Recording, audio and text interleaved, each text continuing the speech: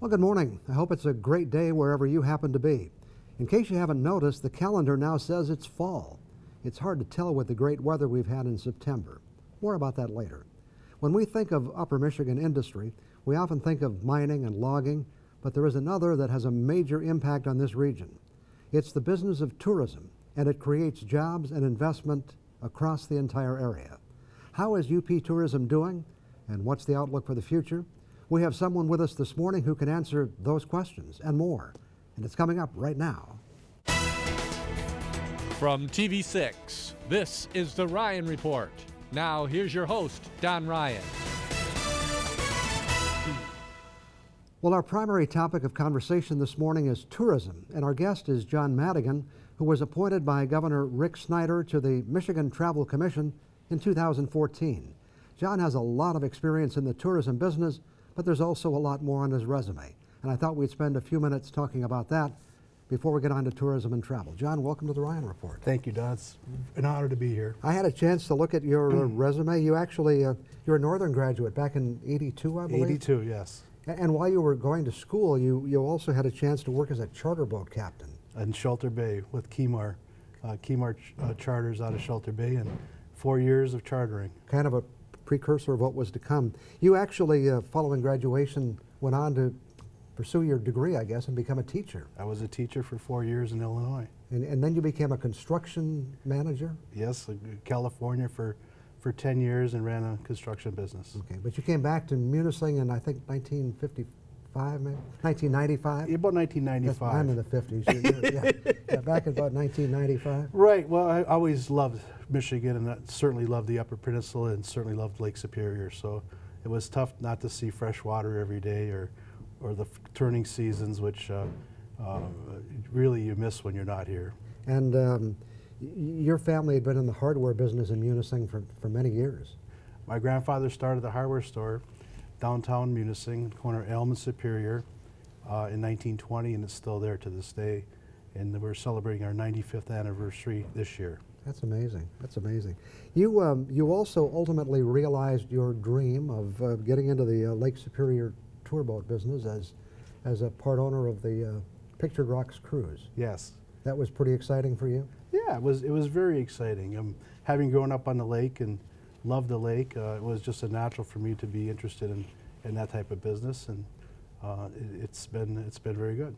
And we'll get back to that in a minute, but you also have a long record of community service. You served for a long time on the Natural Resources Commission. Yes, Natural Resource Commission is a wonderful commission to serve on. You know, it has a monthly meeting, open to the public. We had many meetings in the Upper Peninsula, and we had very vibrant support of those meetings from the constituents that showed up. I can remember going to meetings that we had 500 people at, different topics, deer, fish, and all the wildlife and land use issues. But yeah, it was a wonderful 12 years of service. A lot of deer conversation, I'm sure. There's a lot of deer. Let's talk about what is the role of the Michigan Travel Commission. You were appointed to that commission in 2014. The role of the Travel Commission is we meet about 5 to 6 times a year and kind of focus in on the Pure Michigan brand. There is obviously an organization that runs the Pure Michigan brand. We meet and talk about a strategic plan. We have opportunity for the public to come to our meetings and give public testimony and really set the focus and the strategy moving forward for the Pure Michigan campaign. Now, you and I had a brief conversation on the phone setting up the interview today, and you mentioned that you have an idea. You would like the UP to be a destination. Talk about that a little bit. Well, I don't know, Don, if it's my idea, but I think it's a great idea, okay. And I won't take credit for it, but the Upper Peninsula, bar none, has some iconic attractions in the state, the Midwest, and the country. And I think we've downplayed our attractions in the past. They're very nice and stuff like that. I don't think people realize how important these attractions are to the tourist economy in the state of Michigan and the Upper Peninsula. And instead of focusing on one region of the Upper Peninsula or another region of the Upper Peninsula or Porcupine Mountains or the Sioux Locks or Mackinac Island, if we can come together and brand the Upper Peninsula as one unit, I think the power of that branding and getting that message out will have a substantial impact on the economic benefit to the Upper Peninsula. There's a Pure Michigan commercial which you supplied for us, and we're going to take a look at that right now. Let's take a look at that 30-second video for. As we cross a bridge known as the Mighty Mac, we find it, something the Ojibwa call Gajige. We know it as timeless. A land that says, slow down, listen to my stories, hear my songs. Timeless can be as big as the sunset on a great lake, or as endless as the stars that watch over us. Welcome to Michigan's Upper Peninsula. Welcome to the purest of pure Michigan. Your trip begins at michigan.org. Has that commercial started running yet? It has ran this year, but in order to get some legs and really get it promoted to a national level, we have to step up and become a national partner with Pure Michigan. Okay. But when you say we, who? I think it's the whole Upper Peninsula. Upper Peninsula. I don't think we can just lay it on any one segment. I think if we really want to grow the economy of the Upper Peninsula and the tourism business, we have to band together. I think it's going to take all the counties in the Upper Peninsula. It's going to take the attractions. It's going to take the CVBs. It's going to take the bridge authorities. It's going to take some of the casino efforts.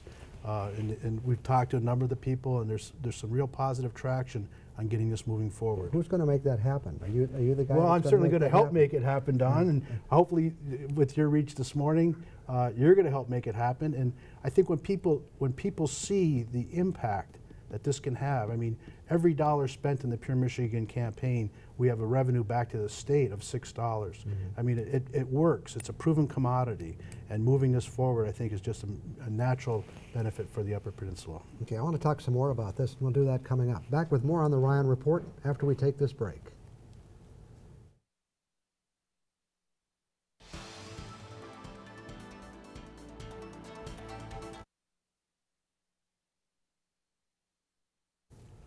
We're talking with John Madigan. John's a member of the Michigan Travel Commission, also a businessman with a long business history in Munising. We were talking about the UP as a travel destination, just to finish that up a little bit.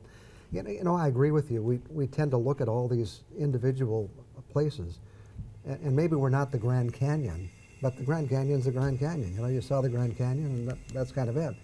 There's a lot to see in the UP, isn't there? Oh, it's just tremendous amount to see in the Upper Peninsula, and I think we sell ourselves short sometimes. We partnered with a number of different places this year. One was to Coahuila Falls, and we have a joint billboard downstate. We have 6 of them on the major thoroughfares. And the point is, they might not come to Pictured Rocks, but they might want to see a waterfalls. And the combination of both of us together, if they come and see the waterfalls, there might be a better chance of them coming to Pictured Rocks. And I think there's a lot of that synergies that can be done with many things. I mean, we talk about the Henry Ford, but on Whitefish Point, we have the Great Lakes Shipwreck Society Museum, nice. and it's world class. Right. We have the Sioux Locks, we have Mackinac Island, we have all the events that Marquette puts on. Well, I was going to say the festivals are really important. People want things to do, places to go. The Copper Country, I mean, the history up there is phenomenal. The Porcupine Mountains, the Pictured Rocks, Big Springs, Fayette State Park. I mean, the list is endless, really. We have people come up, they come up from maybe Detroit area or Grand Rapids area, and they'll go to Mackinac Island, which is great, and then they may come up to see the Pictured Rocks, and you know, we have 20 waterfalls and the Coahuila Falls, and they said, we just didn't allot enough time to see all these things here in the Mid-Peninsula. To make this idea work and to get the extra funding you're talking about, don't you need some kind of organization, or is there an organization, or, you know, who brings this all together? Well, Dave Lorenz, the head of Pure Michigan currently, who's been just put in that position just recently, he's worked very hard, and he's a very good friend of the Upper Peninsula, and he started the ball rolling with this idea of branding the Upper Peninsula. You know, when you hear people talk about their vacation, when they say where I'm going, they don't usually say they're going to Marquette or they're going to Munising. They're going to the Upper Peninsula. I mean, so he's the one that's just really put the bug out there to get this started. And we've had talks with CVBs, we've had talks with the tribal interest, we've had talks with the bridge authorities, and you know, we have to get the momentum, Don. We have to get the momentum. We have to prove that what we're doing is going to have a viable chance of working and bring that economic benefit to the Upper Peninsula. You talked a little bit about the investment, the Pure Michigan, and the return. Every once in a while that comes up on the radar screen, and again, that the state is looking at some possible budget cuts. Is there a concern about the Pure Michigan spending? I think it gets whittled into once in a while, but I think it's been so successful and it's been so well thought of in the state that in support of our local politicians in the Upper Peninsula has been wonderful. Every time somebody tries to get and carve that out of the budget, they get so much resistance because it makes the state money.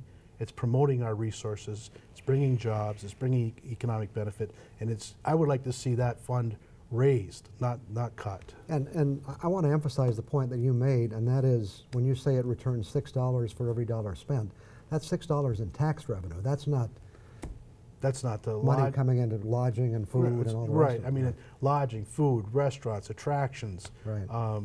gift shops. I mean, it's a huge impact on the economy. Now, Pure Michigan is really a national campaign, isn't it? Your It is. audience goes well beyond the state of Michigan. And starting to be international. There's a $2 million spend this year in Toronto to bring in the Canadian traffic. I know Dave Lorenz is over in China. He thinks the China market is going to be huge for the state of Michigan with the fresh water and the resources that we have here. It's just a huge impact, not only in the state or in the country, but out of the country.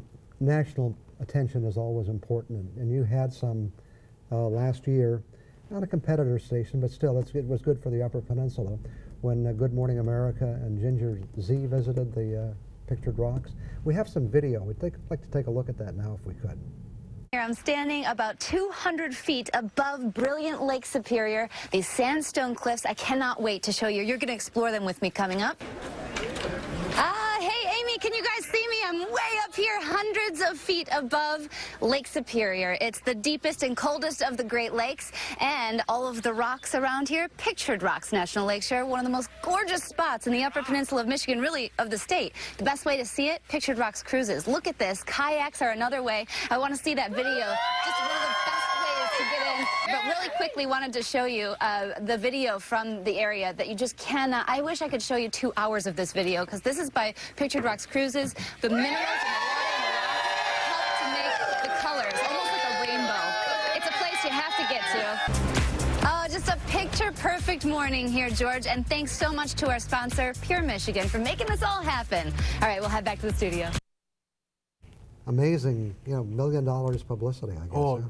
6 to 7 million viewers, and I tell this story. I'm out on the dock one afternoon, and there's 2 couples together, and I said, "Where are you from?" And they say, "Texas." I said, "How did you find your way to Munising, Michigan from Texas?" She said, "We saw you on the Good Morning America.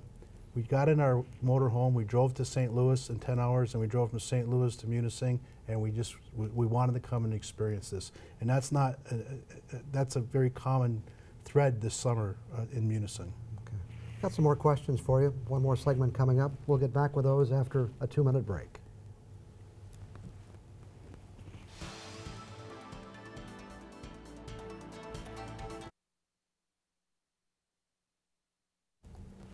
Again, our guest this morning is John Madigan, talking about travel and tourism. You had mentioned it briefly, but international tourism is really something to begin to look forward to, and even the governor is out promoting for us, I guess. Oh, like I mentioned earlier, Dave Lorenz, our leader, is over in China, and he says the China market, the affluent Chinese market is going to really impact Michigan, and they're over promoting it, and we are seeing some of that Chinese market in Munising. The way the governor put it is, the first time they come, they want to go to New York or the West Coast, but second time they can come to Michigan. And, See many sights. opportunities. Let's talk about Munising. Munising is really doing well in the tourism business, isn't it? I think Munising's had a wonderful year in the tourism business. The economic impact in Munising, the park, peer-reviewed studies, about 24 million people. That's $10,000 per person in the city of Munising. It's $2,500 for every resident in the county of Alger. So it's just been a wonderful year. It's kind of interesting how Munising has become a 4-season tourist destination with all that snow in the winter and the ice climbing and the rest. The ice climbing and the silent sports, the snowshoe and the cross-country skiing up by Valley Spur, people come and really enjoy that. And the ice climbing events, they have to put a limit on how many people come to the festivals because the capacity of the resources just can't handle it. and watching those folks climb that ice is just amazing. You're involved with the Pictured Rocks Cruises. You're an owner there. Yes. It's a long-time business. Doing very well? It's done very well. It started in 1945, although cruises did go out in the 20s. In 1940, really? Yep, in 20s, and once a week out of Grand Island. 1945, Everett Morrison started the company with, a very small vessel. I don't know if it was 15 passengers. Took people out, and as the notoriety of Pictured Rocks grew, and when it became a national lakeshore in 1966, brought more notoriety, and over time it's grown and grown and grown, and people just love the Pictured Rocks. And you started something. It's a free day. Tell us about that. The free day? Right. It wasn't my idea. It was an idea from a gentleman down in St. Ignace, and he says, John, you got to do something for the residents of the Upper Peninsula. And he says, and I thought about it, and I said, well, what if we did a free day for Upper Peninsula residents? And so we put it together, and we advertised it. The first year, the cruises was just a free cruise. And we had 900 people come that day. Some people thought it was a scam and couldn't believe it, and they were questioning us. The second year, we ran it again, and we got 1,500 people come for that day. You had to be a UP resident with a valid picture ID. The third year, we did about 2,000 people, and that was pretty much our capacity for one day. And so this last year, we did almost 3,000 people, and now it's become a festival with the Chamber. We had 70, and again, the community is doing the festival part. Right. We still provide the free boat rides.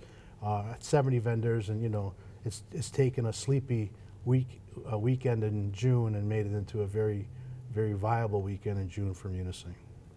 That's great, and it's really good to see Munising and many of the other cities around the UP doing well. Trends in tourism that are going to affect us, anything else that we haven't talked about?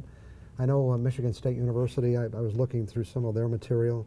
They talk about millennials, and one of the keys with millennials is really the internet, and that's really what the Pure Michigan program is intended to do, right? Bring people to the internet. Bring people to the website, promote Michigan. I think, Mackinac Island peaked about 2,000 in visitation. Although the natural resources economy that I call the Quabbana Falls and the Porcupine Mountains and the Pictured Rocks and the Fayette State Parks and Big Springs, those visitors seem to be continuing to grow. And I think and this is just my feeling, Don, but I think there's a movement to go back to nature a little bit and see the natural beauty of what the state has to offer as much as the man-made beauty. And I think that's going to impact us, along with fresh water in the Great Lakes, and it's just a draw for the people outside of Michigan. And the third thing is, I think as the climate issues become more and more demanding, and as it gets hotter down in the southern states, that people are looking for a temperate climate in the summertime, and I think Michigan is the ideal place for that. One of the trends of the 6th they list is the growth of creative or authentic tourism, so I guess that kind of fits into what you're talking about. Yeah. I think with the branding the Upper Peninsula, there's something here for everybody. We have the museums at Whitefish Point. We have the festivals of Marquette. We have the iconic attractions of the Quabbana Falls and the Pictured Rocks and the Kitchikikippies. We also have the culture of the Copper Country with the mining heritage and all that era, and the Porcupine Mountains. I mean, there's something for everybody here, and pretty much something for everybody here in all seasons, whether that's camping in the summertime, whether that's ice climbing or snowmobiling or cross-country skiing, or whether that's fall foliage in the fall. You're the perfect guy as the ambassador for UP Tourism. Thanks for joining us this morning, John. Thank you, Don. Okay. Back with some other thoughts on the Ryan Report after we take this break.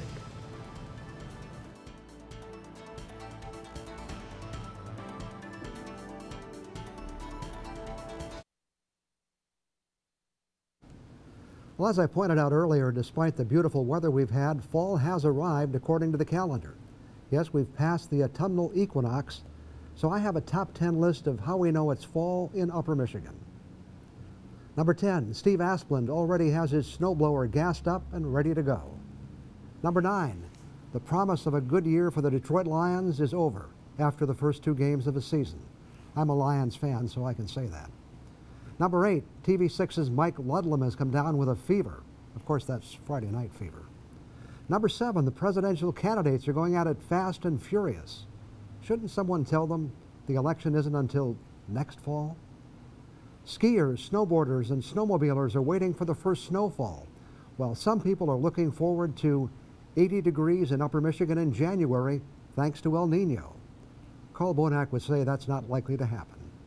Number 5, the new television season is underway, and all of a sudden you realize a lot of people who you thought were friends after you brought them into your home every week on their TV comedies have just disappeared, canceled by the programming gurus at the national networks.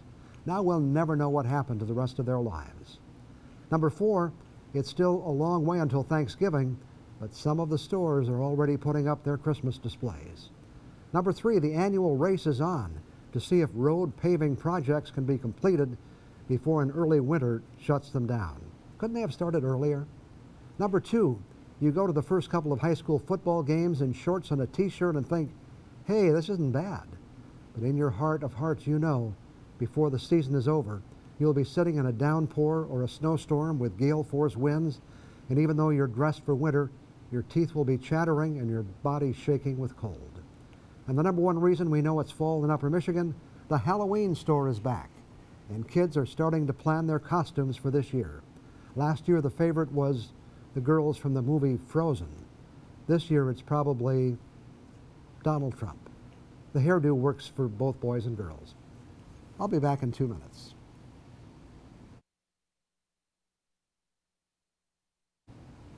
It's time for us to wrap it up for another Sunday. Don't forget, if you missed the show or want to tell your friends about it, we are available on the internet at uppermichigansource.com. Click the Features tab on the homepage to find the link. And you can also send us an email at theryanreport@chesstv.com. Always interested in hearing your thoughts on the show. Thanks to John Madigan for joining us today. Tourism is an important industry in Upper Michigan, and John is a very active supporter. Today's show is coming up next. I look forward to seeing you again next Sunday morning.